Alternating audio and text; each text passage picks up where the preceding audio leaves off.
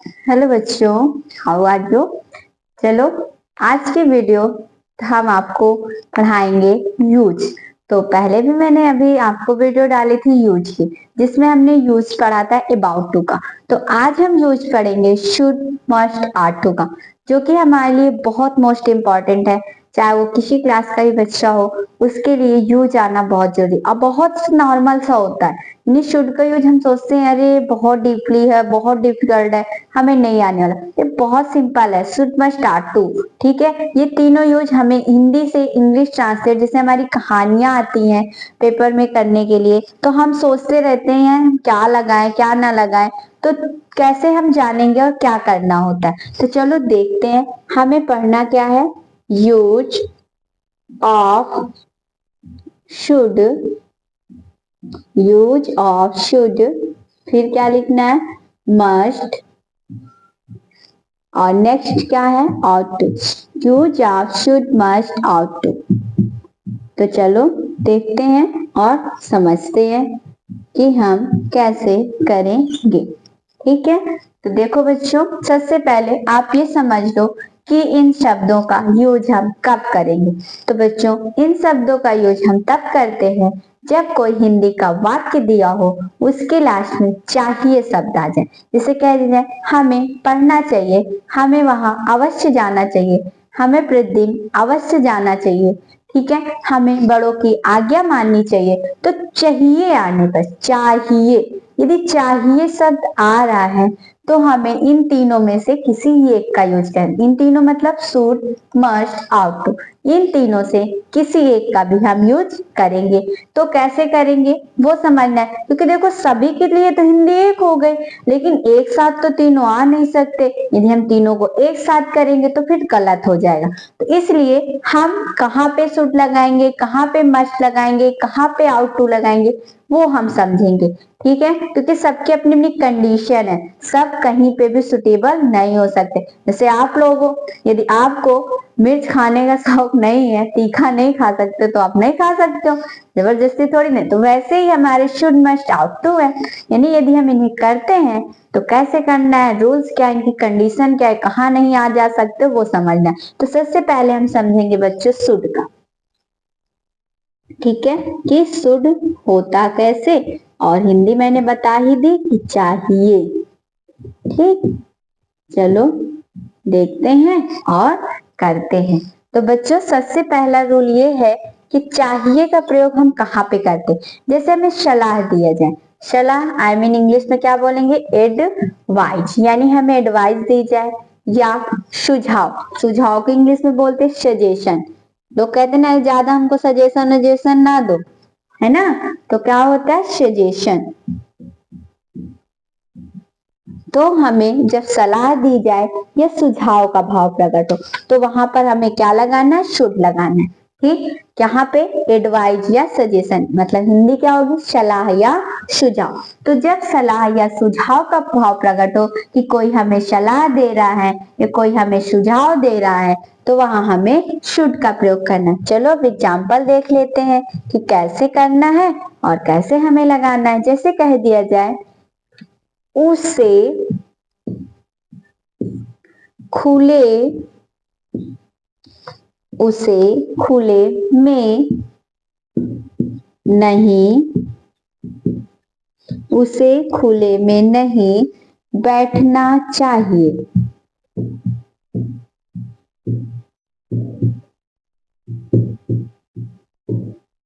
ठीक, उसे खुले में नहीं बैठना चाहिए। तो देखो जो ये उसे है, ये नहीं बता रहा कि कोई लड़की की बात की जा रही है किसी बॉयज की, यानी ये हमें ये नहीं बता रहा कि किसी फीमेल के बारे में बोल रहे हैं या मेल के बारे में। क्योंकि यदि हम किसी गर्ल्स के लिए यानी फीमेल जेंडर में बोलेंगे तो भी वही बोलोगे, वाक्य अलग तो होगा नहीं, तब भी हम यही बोलेंगे उसे खुले में नहीं बैठने। लड़कियों के लिए तो कोई अलग बोलोगे नहीं, लड़के के लिए बोलोगे तो भी यही बोलोगे। तो चलो उसके लिए हम ही या सी अपने अकॉर्डिंग लिख सकते हैं। तो चाहे हम यहाँ पे ही लिख दें या सी लिख दें। यदि हमको लगता है कि कोई मेल जेंडर है तो मैंने ही लिखा, आपको लगता है कोई फीमेल है तो आप सी लिखिए। देखो सब्जेक्ट हो गया, सब सब्जेक्ट्स लिखने के बाद हमें हेल्पिंग वर्ब्स लिख, अब हम मॉडल्स पढ़ रहे तो हमें क्या लिखना है, शुड लिख देना, चाहिए हो गया नहीं, सब्जेक्ट प्लस हेल्पिंग वर्ब हो गए। अब देखो इसमें नहीं आया है तो नहीं के लिए क्या लिखेंगे, नॉट लिखेंगे। ठीक, अब बैठना, तो सिट मीन्स होता है बैठना। मैंने आपको कल भी बोला था जब हम यूज करते हैं तो वर्ब की फर्स्ट फॉर्म लगाते हैं, तो सिट लिखेंगे, सिट होती है फर्स्ट फॉर्म। अब कहाँ नहीं बैठना चाहिए, खुले में, तो मैं के लिए लिख दो इन द, खुले की क्या हो जाएगी, ओपन। ठीक है, तो इस तरीके से हमारा हो गया। ये तो एकदम सिंपल था, उसे खुले में नहीं बैठना चाहिए। ये इसी को मैं थोड़ा सा बड़ा कर दूं, इसे मैं कह दूं उसे खुले में नहीं बैठना चाहिए, उसे खुले में नहीं बैठना चाहिए क्योंकि वह बीमार है, क्योंकि वह बीमार है। ठीक, तो हम लोग ऐसा बोलते हैं ना कि यदि कोई बीमार होता है तो हम उसको सलाह देते ना कि तुम खुले में मत बैठो, यानी उसे खुले में नहीं बैठना चाहिए क्योंकि वो बीमार है। तो देखो हमने किसी को सलाह ही तो दी कि उसे खुले में नहीं बैठना चाहिए क्योंकि वो बीमार है। तो जब हम सलाह दे रहे हैं, हमें एडवाइस या सजेशन का भाव व्यक्त हो रहा है, तो हमें तो पता ही है कि शुड लगाना है। तो चलो फिर उसे के लिए जैसे हमने ही लिया, अब पहले यहाँ तक सेम बना दो। कैसे बनाओगे बच्चों, ही लिखने के बाद हेल्पिंग वर्ब लगाओगे शुड, सब्जेक्ट हो गई हेल्पिंग वर्ब, नहीं के लिए क्या हो जाएगा, नॉट, बैठने की क्या हो जाएगी, सिट, तो ही शुड नॉट सिट। फिर उसके बाद मैं के लिए लिख दो इन, फिर लिख दो द, खुले की हो गई ओपन। ठीक, ओपन, तो हमने इतना बना लिया। अब उसके बाद देखो क्योंकि वह बीमार है, तो लास्ट में बच्चों है आ रहा है, तो है किसी भी वाक्य के लास्ट में है, हूँ, है, इन्हीं से वाक्य समाप्त हो जाए तो ये समझ जाना कि इज, एम, आर का प्रयोग होता है। तो देखो बस बना दो, क्योंकि के लिए बिकॉज लिख दो। ठीक, वह बीमार है तो ही लिखो। देखो यहाँ पे जो मानोगे फिर वही लिखोगे, क्योंकि यदि यहाँ सी लिख रहे हो तो यहाँ भी सी लिखना, क्योंकि बीमार भी तो वही है जो खुले में बैठ रहा है ना, तो इस बात का ध्यान रखना। ही हो गया, अब हेल्पिंग वो क्या लिखोगी, इज, ही इज। अब बीमार को हम बोलते हैं सिक, तो क्या लिख देंगे, ही इज सिक। इस तरीके से ये बन गया, उसे खुले में नहीं बैठना चाहिए क्योंकि वह बीमार है। और एक समझते हैं, जैसे दिया हो बालकों को साफ साफ लिखना चाहिए, साफ साफ लिखना चाहिए।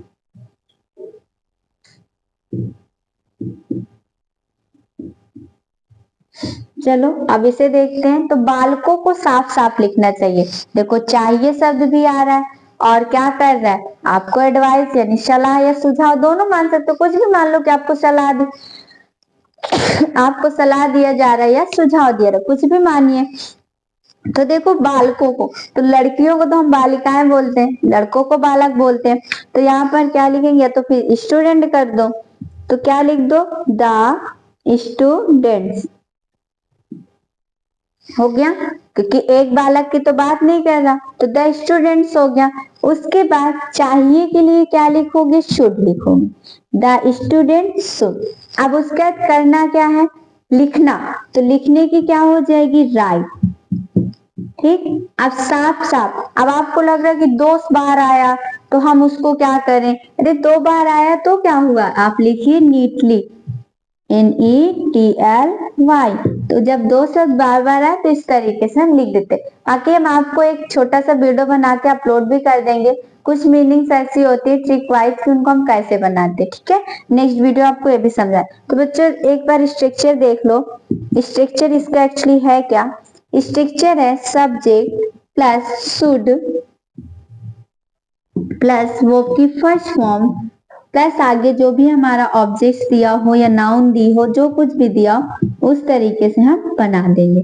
तो ये हमारा क्या हो जाएगा, स्ट्रक्चर हो जाएगा। तो ये रूल हमारा पहला, हमने अभी तक क्या पढ़ा, जहां पे एडवाइज या सजेशन आए तो वहां पे शुड लगाना है।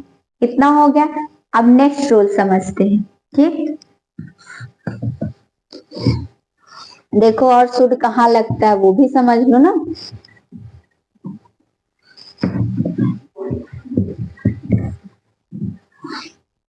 चलो अब देखो, हमने सलाह, अब जहां पे हमें कर्तव्य की बात की जाए या कर्म का बोध हो, यानी कर्तव्य या कर्म का बोध कराने के लिए भी हम शुड का यूज करते हैं। किसका यूज करते हैं? शुड का। तो चलो सेकेंड रूल क्या है? कर्तव्य या कर्म, कर्तव्य या कर्म का बोध कराने के लिए यानी जहां पे हमें कर्तव्य या कर्म का बोध कराया जाए तो वहां पर भी हमें क्या लगाना है? शुड लगाना है। एज एग्जाम्पल देख लेते हैं कैसे कर्तव्य की बात की जाए। जैसे मैंने कहा, हमें अपने गुरुजनों का कहना मानना चाहिए। ऐसा हम लोग बोलते ना कि हमें अपने गुरु जो हैं उनका क्या मानना चाहिए? कहना मानना चाहिए। तो चलो उसे लिख लेते हैं। हमें अपने गुरुजनों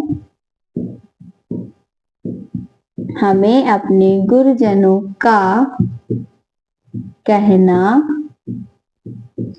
मानना चाहिए। तो कैसे करना है? हमें के लिए क्या लिखोगे बच्चों? वी लिखोगे। ठीक, उसके बाद शुड लिखोगे तो क्या हो गया? We should. तो वी शुड, उसके बाद क्या करना है? आज्ञा मानना है। तो आज्ञा मानने की होती है ओबे, यानी कहना मानना या आज्ञा मानना कुछ भी कहा जाता है तो उसके लिए हम क्या यूज करते हैं? ओबे का यूज करते हैं। किसका मानना चाहिए? अपने गुरुजनों का। तो सब्जेक्ट क्या है? वी है। तो जब सब्जेक्ट वी दिया है, अपने की स्पेलिंग लिखना है तो लिखेंगे आवर। अब देखो गुरुजनों है, एक टीचर की बात नहीं कर रहा है, कई टीचरों की बात कर रहा है, कई अध्यापकों की बात कर रहा है। तो क्या लिखेंगे? Our teachers. तो हो गया we should obey our teacher. एक एग्जाम्पल और समझा दें, जैसे कह दिया जाए हमें अपने से बड़ों हमें अपने से बड़ों का आदर करना चाहिए। ऐसा बोला जाता है ना, का आदर करना चाहिए। यानी हमें अपने से बड़ों, जो भी हमसे बड़े हैं उनका आदर करना चाहिए। ऐसा हमें समझाया जाता है। हमारे मम्मी पापा बोलते हैं कि जो तुमसे बड़े हैं उनका क्या करना चाहिए? आदर करना चाहिए। तो चलो हमें हिंदी में बोल के बताते हैं, हम इंग्लिश में सीखते हैं। कैसे सीखेंगे? सबसे पहले सब्जेक्ट क्या है? हमें। तो हमें के लिए कोई स्टैंडर्ड नहीं है। एक्चुअली क्या होता है, हिंदी में हम कई बार उसको अलग अलग बोलते हैं, कई अलग अलग शब्दों में, बट इंग्लिश में एक मीनिंग लिखनी है। यानी क्या लिखनी है? वी लिखना है। तो क्या हो गया? वी। उसके बाद चाहिए के लिए क्या लिख दोगे? शुड लिखोगे। तो वी शुड। अब क्या करना है? आदर करना। तो रिस्पेक्ट हो जाएगी। तो क्या लिखेंगे? रिस्पेक्ट। We should respect. अब किसका करना चाहिए? अपने बड़ों का। तो अपने के लिए सब्जेक्ट तो वी है, तो अपने के लिए क्या लगेगा? आवर। तो वी शुड रिस्पेक्ट आवर हो गया। बड़ों का, तो बड़ों को क्या हो जाएगा? एल्डर्स। तो क्या हो गया? We should respect our elders. तो ये हमारी बात हो गई कहाँ पे? यानी जब कहीं पे शुड हमें लगाना हो तो हम इस तरीके से क्या करते? शुड का प्रयोग करते। तो ये हमारा शुड हो गया। अब बच्चों हम आपको समझाते हैं मस्ट के बारे में। ठीक है, कि मस्ट में हम मस्ट कहाँ पे लगाते हैं। तो ये तो मैंने शुड की कंडीशन बताई, और भी कंडीशंस होती हैं, आगे आपको और भी बताएंगे। तो चलिए अब हम आगे समझते हैं मस्ट के बारे में, कि कहाँ पे हमें क्या लगाना है? मस्ट का प्रयोग करना है। ठीक, कि कैसी कंडीशन होती है, उसकी क्या शर्त है कि भाई मैं तभी आऊंगा जब मुझे मिलेगा तो ना। तो उसकी कंडीशन समझ लीजिए, कैसे हम बताएंगे। तो क्या पढ़ना है बच्चों? मस्ट। तो मैंने आपको शुरुआत में ही बताया, स्टार्टिंग में ही समझाया कि जो मस्ट भैया है, जो शुड भैया है, जो आउट टू भैया है, ये सभी क्या बताते हैं? यानी चाहिए। कहीं पे भी चाहिए आता है तो वहां पे हम लगाते हैं, लेकिन कंडीशन है। तो शुड के बारे में तो हम थोड़ा जान पहचान कर चुके ना कि शुड भैया को हमें कब अपने यहाँ आमंत्रित करना, जब हमारे यहाँ ये सारी चीजें हो तभी आमंत्रित करना। तो मस्ट के बारे में समझ लो कि कैसा इंसान है, कैसा बिहेवियर का है ना। तो पहला तो बिहेवियर उसका ये कहता है कि जहाँ पे आवश्यकता बताई जाए। क्या बताई जाए? आवश्यकता। ठीक है, जहां पे आवश्यकता बताई जाए या अनिवार्यता बताई जाए। क्या बताई जाए? अनिवार्यता। अनिवार्यता।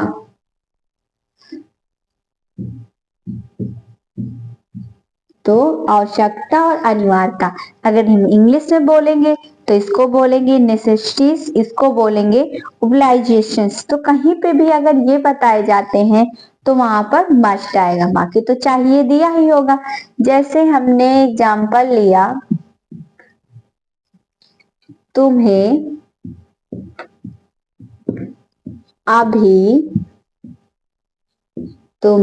अभी घर जाना चाहिए। ठीक है, जैसे हमने कहा तुम्हें अभी घर जाना चाहिए, तो हमें लग रहा है कि एक अनिवार्यता बताई जा रही है।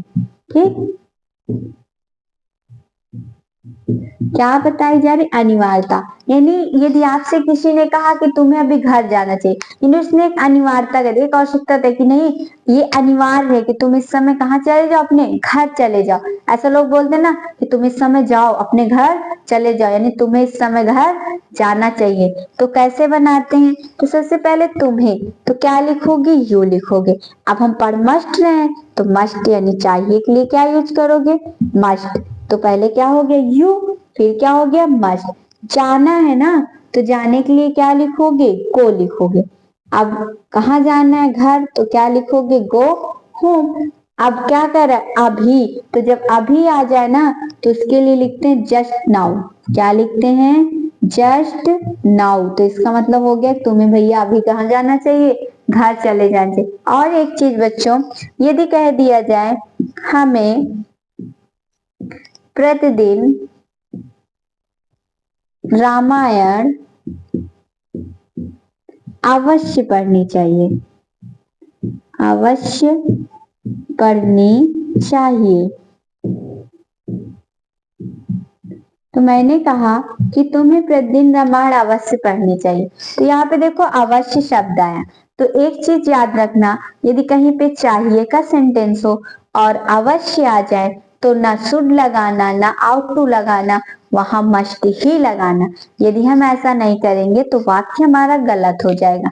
तो हमें के लिए क्या लिखोगे? वी लिखोगे। सब्जेक्ट हुआ, उसके बाद हेल्पिंग वर्ब लगाओ। क्या लगाओगे? मस्ट लगाओगे। पढ़ने की लिखोगे रीड। ठीक, क्या पढ़ना है? रामायण। एक होली बुक है, ग्रंथ है, तो लिखेंगे द रामायण और पहला अक्षर भी कैपिटल लेटर लिखेंगे। अब कब पढ़नी चाहिए? प्रतिदिन। तो क्या लिख दोगे? डेली। तो क्या हो गया? We must read Ramayana daily. उसके बाद ये तो हमारा हो गया, यानी अवश्य आ जाए तो हम किस तरीके बनाएंगे ये तो आपको समझ में आ गया। अब और भी ऐसी कुछ कंडीशंस होती हैं जहां पे हमें करना क्या होता है कि मस्ट का यूज करना है। यानी हम कैसे मस्ट करें?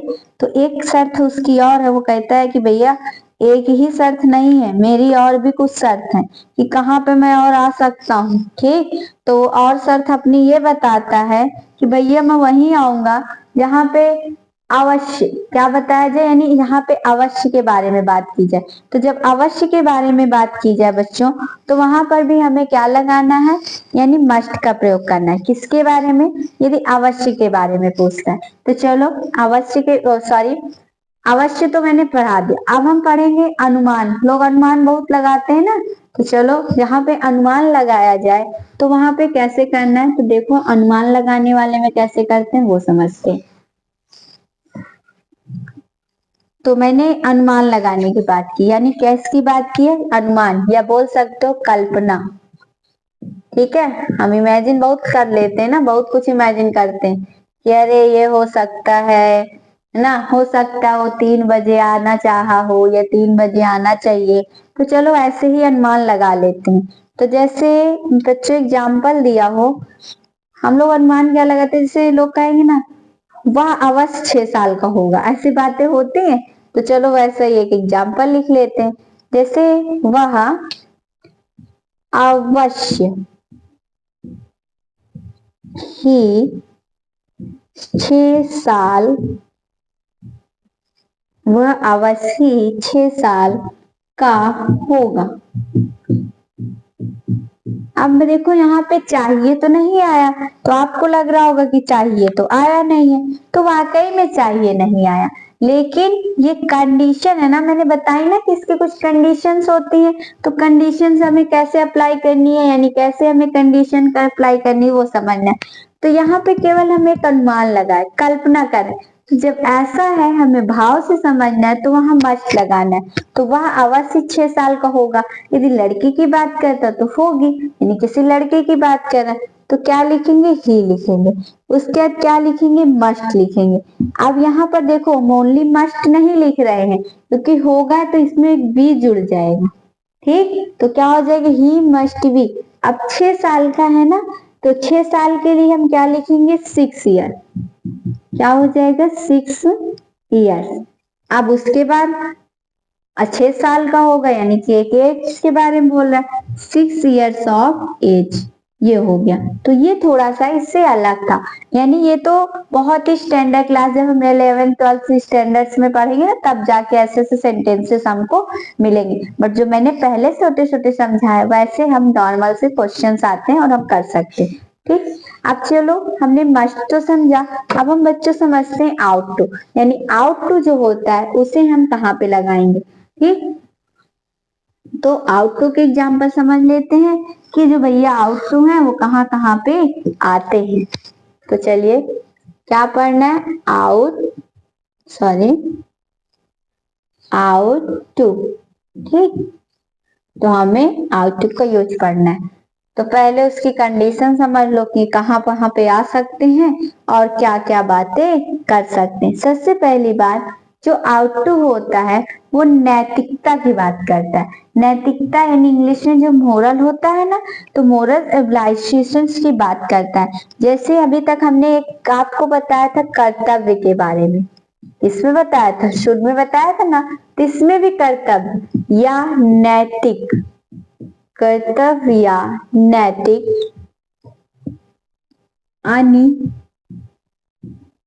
अनिवार्यता। ठीक, कर्तव्य या नैतिक अनिवार्यता, ये इसकी कंडीशन है। तो बच्चों एग्जाम्पल भी आप समझ लीजिए कैसे कर्तव्य या नैतिक अनिवार्यता की बात करेगा। जैसे कह दिया जाए, तुम्हें अपने मित्रों तुम्हें अपने मित्रों का सम्मान करना चाहिए। तुम्हें अपने मित्रों का सम्मान करना चाहिए। तो देखो यहाँ पे एक कर्तव्य की बात तो नहीं, लेकिन नैतिकता की बात है कि नैतिकता ये है कि हमें अपने मित्रों का सम्मान करना चाहिए। एक नैतिकता का भाव, एक संस्कार, जिसे बोलते हैं ना कल्चर, कि एक हमें संस्कार बता रहे हैं, संस्कारिक बात है, नैतिकता की बात है। तो इस वजह से हम यहाँ पर क्या यूज करेंगे, आउट टू का प्रयोग करेंगे। तुम्हें के लिए लिखेंगे यू, चाहिए आया है उसके अकॉर्डिंग क्या हो जाएगा, आउट टू। तो क्या हो गया, आउट टू। तो यू आउट टू, उसके बाद क्या करना है बच्चों, सम्मान करना। तो सम्मान करने की हम ऑनर लिख देते हैं।